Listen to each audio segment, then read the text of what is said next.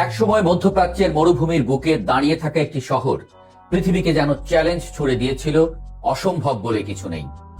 এই শহরের নাম দুবাই, যেখানে মরুভূমির বালু কংক্রিটে বদলে গেছে, যেখানে আকাশ ছোঁয়া ভবন মানুষের উচ্চাকাঙ্ক্ষার প্রতীক হয়ে উঠেছে। চাইলেই তৈরি করছে বৃষ্টি, রাস্তা জুড়ে শেখদের দামি গাড়ি।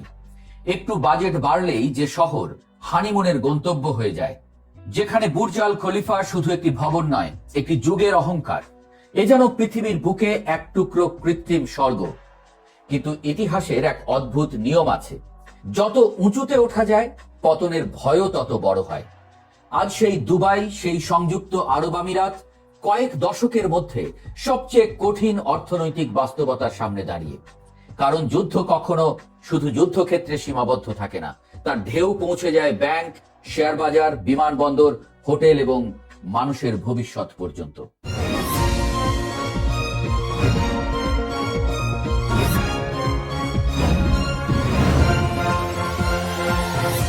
ইরানকে ঘিরে যুক্তরাষ্ট্র এবং ইসরায়েলের সংঘাত এখন আর শুধু সামরিক ঘটনা নয়, এটি হয়ে উঠেছে অর্থনৈতিক ভূমিকম্প। আর সেই ভূমিকম্পের সবচেয়ে বেশি কাঁপছে যে দেশগুলো, তার একটি হলো সংযুক্ত আরব আমিরাত। গত এক মাসে দুবাই ও আবুধাবির শেয়ার বাজার থেকে উধাও হয়েছে প্রায় $120 বিলিয়ন। সংখ্যা শুনতে বড় লাগলেও এর প্রকৃত অর্থ আরো ভয়ঙ্কর। শেয়ার বাজার আসলে অর্থনীতির আয়না। সেখানে পতন মানে শুধু কোম্পানির ক্ষতি নয়, আস্থার পতন। দুবাইয়ের বাজার সূচক 28 ফেব্রুয়ারি থেকে প্রায় 16% নেমে গেছে। আবুধাবির তুলনায় এই পতন দ্বিগুণেরও বেশি। বিনিয়োগকারীরা হঠাৎ বুঝতে শুরু করেছে যে দেশকে এতদিন নিরাপদ আশ্রয় মনে করা হতো, সেটিও যুদ্ধের বাইরে নয়। মধ্যপ্রাচ্যের অস্থিরতার মাঝেও আমিরাত নিজেকে আলাদা রাখতে পেরেছিল 2 দশক ধরে। কিন্তু এবার যুদ্ধ তাদের দরজায় এসে কড়া নাড়ছে। যুদ্ধের সবচেয়ে বড় প্রভাব আসে ভয় থেকে, আর ভয় তৈরি হয় দৃশ্য থেকে। মার্চ পর্যন্ত ইরান থেকে ছোড়া হয়েছে শত শত ব্যালিস্টিক ক্ষেপণাস্ত্র ও হাজারেরও বেশি ড্রোন। অধিকাংশ প্রতিহত হলেও বাস্তবতা হলো দুবাই ও আবুধাবির গুরুত্বপূর্ণ স্থাপনাগুলো ক্ষতিগ্রস্ত হয়েছে। যখন বিশ্বের ধনী মানুষ দেখে যে বিলাসবহুল দ্বীপ, পাম জুমেইরা কিংবা আন্তর্জাতিক বিমানবন্দরও নিরাপদ নয়, তখন তাদের প্রথম সিদ্ধান্ত হয় টাকা নিয়ে ভাগো। কারণ বিনিয়োগ সাহসের উপর নয়, নিরাপত্তার উপর দাঁড়িয়ে থাকে। সৌদি আরবের মতো শুধু তেলের উপর নির্ভরশীল ছিল না আমিরাত। তারা ভেবেছিল ভবিষ্যৎ তৈরি হবে 4 স্তরে: পর্যটন, আবাসন, লজিস্টিক্স এবং আর্থিক সেবা। এই বৈচিত্র্যই ছিল তাদের শক্তি। কিন্তু যুদ্ধ দেখিয়ে দিল এই বৈচিত্র্যই তাদের দুর্বলতা। তেলের দাম বাড়লে কিছুটা লাভ করে, কিন্তু পর্যটক না এলে, ফ্লাইট বন্ধ হলে, বিদেশি কর্মীরা চলে গেলে দুবাইয়ের অর্থনীতি একসঙ্গে চারদিক থেকে ধাক্কা খায়। এ যেন 4 পায়ের টেবিলের সবকটি পা একসঙ্গে কাঁপা শুরু করেছে। দুবাইয়ের রিয়েল এস্টেট ছিল বিশ্বের ধনীদের খেলাঘর। 2025 সালের শেষ দিকে যার লেনদেন $147 বিলিয়ন ছাড়িয়েছিল, সেই বাজার এখন সংকুচিত। রিয়েল এস্টেট সূচক নেমেছে 16%, লেনদেন কমেছে প্রায় 37%। বিক্রি বাড়াতে সম্পত্তি 10 থেকে 15% কম দামে ছাড়তে হচ্ছে। বুর্জ খলিফার নির্মাতা এমআর প্রপার্টিজের শেয়ার 25% পড়ে যাওয়া শুধু একটি কোম্পানির গল্প নয়, এটি পুরো স্বপ্ন অর্থনীতির ফাটল। যে শহরে মানুষ ভবিষ্যতের জন্য বাড়ি কিনত, এখন সেখানে মানুষ ভবিষ্যৎ নিয়ে সন্দিহান। দুবাইয়ের অর্থনীতির হৃদস্পন্দন হলো পর্যটন। 2025 সালের 2 কোটিরও বেশি বিদেশি পর্যটক এসেছিল। কিন্তু যুদ্ধ শুরু হওয়ার পর সেই প্রবাহ থমকে গেছে। হোটেল বুকিং কমছে, কক্ষ ভাড়া নামছে, বিলাস পণ্যের বাজার স্থবির হচ্ছে। ইউরোপীয় পর্যটকরা, যারা মোট পর্যটকের 20% বেশি, তারা এখন নিরাপদ বিকল্প খুঁজছে। কারণ ছুটির জন্য মানুষ যুদ্ধের ময়দান বেছে নেয় না। দুবাই আন্তর্জাতিক বিমানবন্দর শুধু একটি বিমানবন্দর নয়, এটি বিশ্ব অর্থনীতির সংযোগস্থল। বছরে প্রায় 9,50,00,000 যাত্রী ব্যবহার করতে এই বিমানবন্দর। কিন্তু হামলার কারণে একদিনেই বন্ধ হয়ে যায় পুরো কার্যক্রম।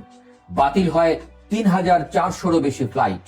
এমিরেটস ও ইতিহাদ এয়ারলাইন্স কার্যক্রম স্থগিত করলে ক্ষতির পরিমাণ কয়েক বিলিয়ন ডলার ছড়ানোর আশঙ্কা তৈরি হয়। যে শহর আকাশপথে বেঁচে থাকে, তার জন্য বিমান চলাচল বন্ধ হওয়া মানে অক্সিজেন বন্ধ হয়ে যাওয়া। সংকটের সবচেয়ে সূক্ষ্ম সূচক হলো ধনীদের আচরণ। খবর এসেছে অনেক ধনী প্রবাসী ব্যক্তিগত বিমানের জন্য $2,50,000 পর্যন্ত খরচ করে দেশ ছাড়ছেন। এই ধন কুবেরগুলো যখন চলে যায়, অর্থনীতি তখন দীর্ঘমেয়াদী সমস্যায় পড়ে। কারণ তারা শুধু তাদের বিনিয়োগ না, ব্যবসা, আস্থা এবং ভবিষ্যৎ নিয়ে যায় সঙ্গে করে। এর উপর যুক্ত হয়েছে যুদ্ধের বিল কে দেবে সেই প্রশ্ন। এখানেই গল্প আসে ভূরাজনীতির বড় প্রশ্ন। যুক্তরাষ্ট্র ইঙ্গিত দিচ্ছে ইরানের বিরুদ্ধে যুদ্ধের খরচ মধ্যপ্রাচ্যের দেশগুলোকে বহন করতে হতে পারে। 1990 সালের উপসাগরীয় যুদ্ধের মতো আবারও মিত্রদের অর্থায়নের ধারণা সামনে আনা হচ্ছে। মানে একেবারে পরের মাথার উপরে কাঁঠাল ভেঙে খাওয়া যাকে বলে। যুদ্ধের প্রথম 6 দিনেই খরচ হয়েছে $1130 কোটি। 12তম দিনে তা $1650 কোটি ছাড়িয়েছে।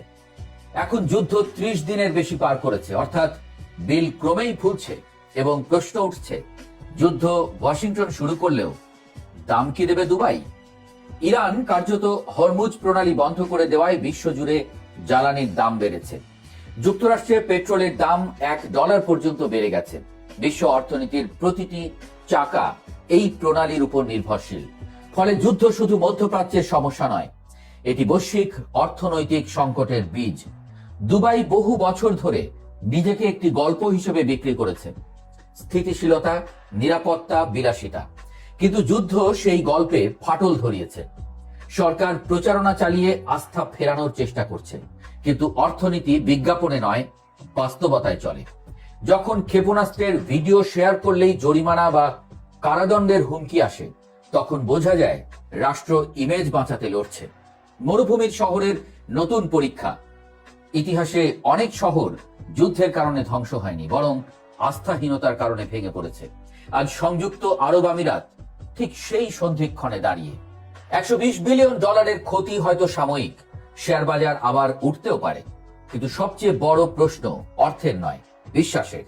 দুবাই কি আবার নিজেকে নিরাপদ স্বপ্নের শহর হিসেবে প্রমাণ করতে পারবে, নাকি এই যুদ্ধ দেখিয়ে দিল গ্লোবালাইজেশনের যুগে কোনো বিলাসবহুল শহরই আসলে যুদ্ধ থেকে দূরে নয়? মরুভূমির বুকে দাঁড়িয়ে থাকা আকাশচুম্বী ভবনগুলো এখনো আলো ঝলমলে, কিন্তু সেই আলোর নিচে প্রথমবারের মতো দেখা যাচ্ছে এক অদৃশ্য ছায়া। দেখা যাক কিভাবে বাঁচায় নিজেকে এই রাষ্ট্র।